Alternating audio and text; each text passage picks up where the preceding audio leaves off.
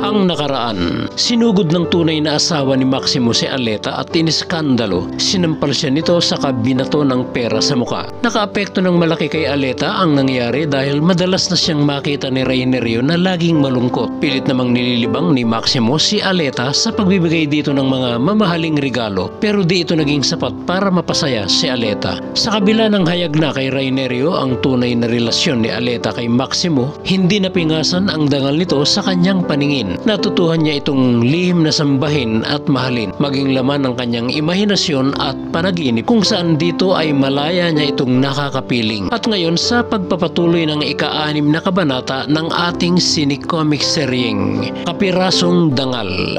Ang halik ni Rainerio kay Aleta ang nagpaapoy sa kanyang damdamin.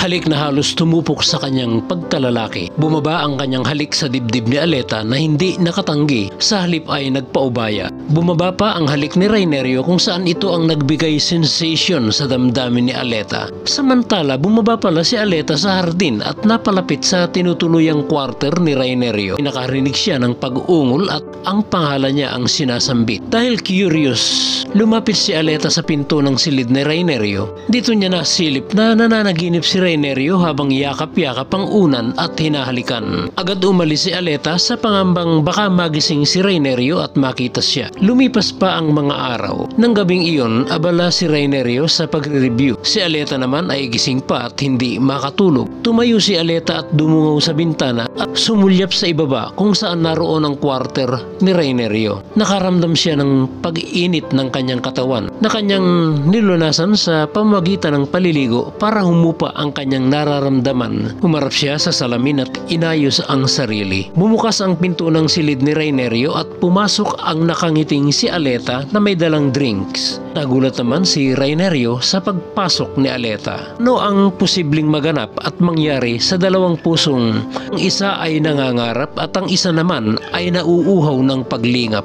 Abangan ang susunod at ika-7 kabanata ng ating sinicomic seryeng Kapirasong Dangal.